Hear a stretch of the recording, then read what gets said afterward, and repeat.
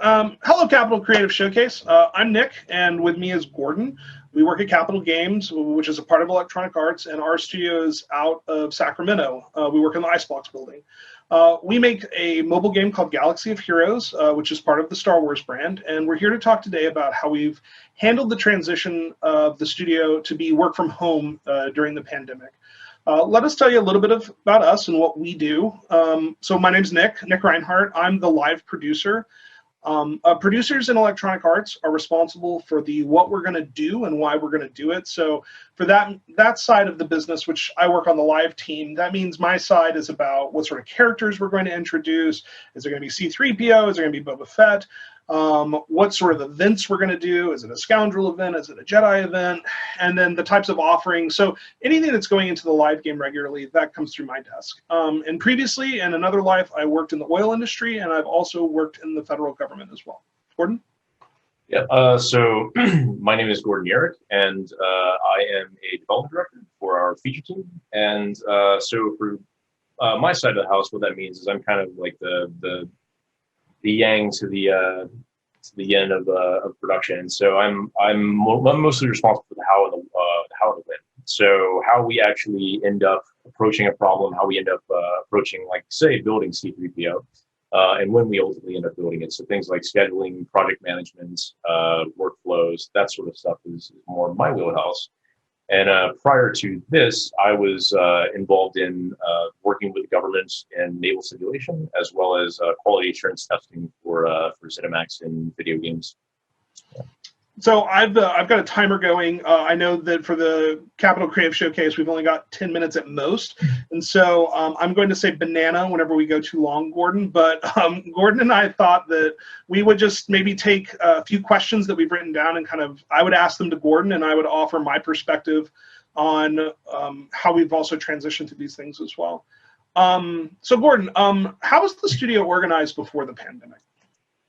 So before the pandemic, we were, I would say, very, very communicative studio. So a lot of in-person messaging, a lot of in-person meetings. So normally we start off our days with kind of our stand-ups, which generally involves the entire team kind of getting into a room.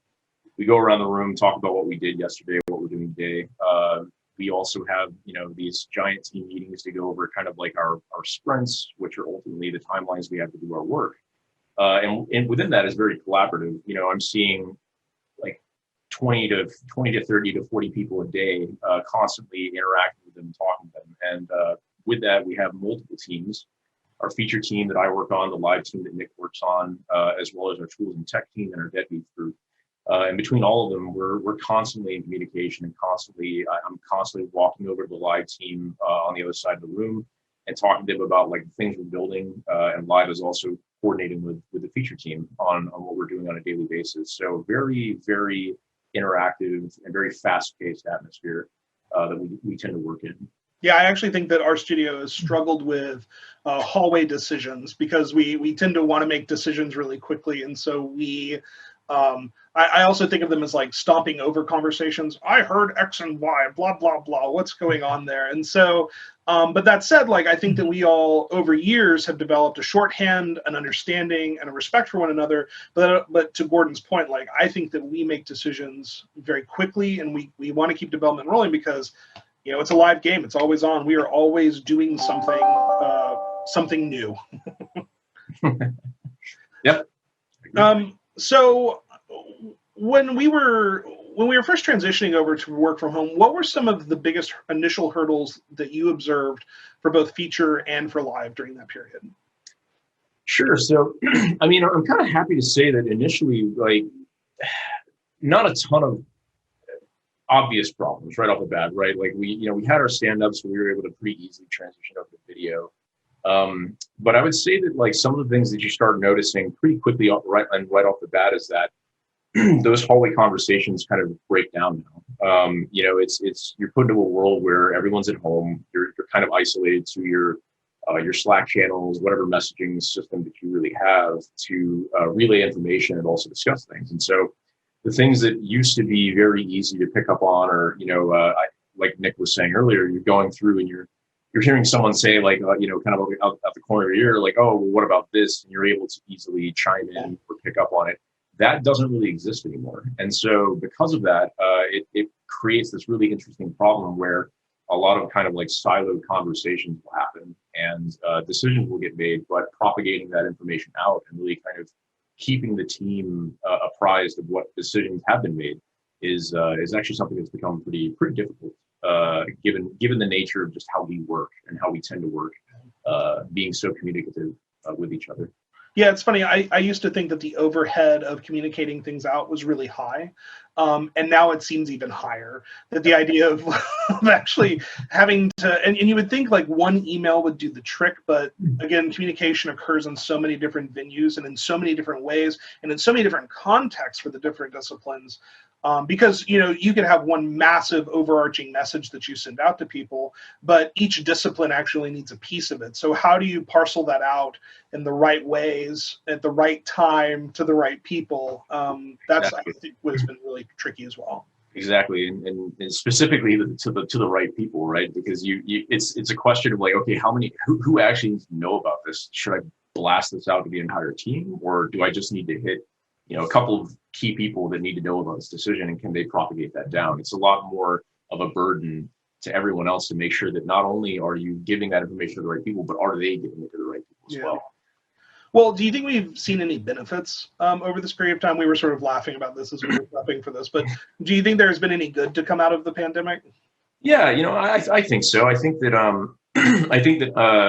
boy, of all the terrible things that came with it, I think that the benefit is I would say that it sped up the conversation around work from home by probably, God, like maybe 20, 30 years.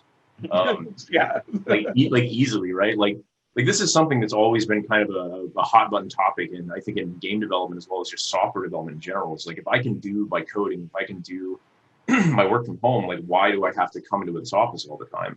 And so the benefit of that is that there have actually been a lot of good conversations just within our company and Facebook, Twitter, like all these other companies that are talking about like, what does that world look like? What does working from home look like? And so there's a lot of benefits where, people are talking about like, maybe I can move somewhere else now, but still work for this great company that I enjoy. And then also, since I'm at home, I might have a little bit more time to help out with, my family or things like that. So there's a lot of benefits, I think, that come with the work from home transition.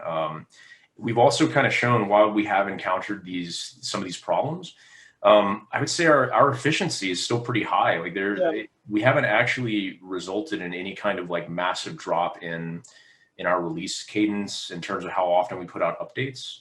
So I'd say that there actually have been quite a few benefits that have come with it. And yeah, I know for me personally, like I used to think nothing gets decided from work from home, and it's thawed my own perspective on it quite a bit. And to your point, like I think that there is a healthier work-life balance that exists that I think that we've either been afraid to like observe, or like it's been too difficult to observe, like being in the trenches. Yeah, exactly. I think exactly to that point is that because we are so entrenched and we are constantly communicating with each other, it becomes this accepted theory that like if we don't have that, then it all falls down. And so I think this kind of has shown that it doesn't necessarily have to be that way. Yeah, we've only got a little bit of time left, so real quick, and I'll just ask you, so now that we're about 6 months in to the pandemic and working from home, what are some of the things that you still think are working really well with it, and what are some of the things that you think are not working so well after the transition to work from home? Sure, I'll try to go quickly here. The things that are working well, I believe, is our meetings, our daily sync-ups are all going great. There's been really little to no impact on that. Kind of our meetings have gone well. I've noticed that there's actually been a lot more respect for people talking because you have the kind of the two-way conversation that's happening, and everyone else has to listen. So people will pause, they'll listen to the person rather than trying to talk over them or interrupt. It's become a little bit more, I think, a little bit more respectful in that regard. Now, some of the downsides is that obviously we've all been quarantined. We're all kind of working from home, and so because of that, it creates kind of unfortunately, a bit of a mental stressor on everyone, just in their own daily lives. And so I think that has kind of evolved a little bit and has started to impact work life, which is, when I'm at home and I'm having to send individual messages to people, I'm not in the mind state to think of everyone else that I have to communicate with. And so I don't know what that person's perception is. I don't know what that person's mental state is. And so if that person's having a hard time and maybe their response is a little bit more abrasive than I expected it to be, I take that as much more offensive than maybe it should have been. And so it makes communication a little bit more difficult. And I'd say that's something that's kind of starting to evolve a little bit, but we're taking different approaches to try and address that. Yeah, I think one of the biggest things I've seen is I think that work from home has improved work-life balance, but because of the pandemic, work and life are in the same place, and I think that like that mental separation isn't happening the way it should, not just for us in the games industry, but I think for everybody. Yep. Well, anyway, we're out of time, Capital Creative Showcase. We just want to say thank you so much for having us. We love the work that you're doing and that you have done, and that we're here to support you in whatever ways we reasonably can. And we hope that you all continue to weather the pandemic as best you can. Good luck out there.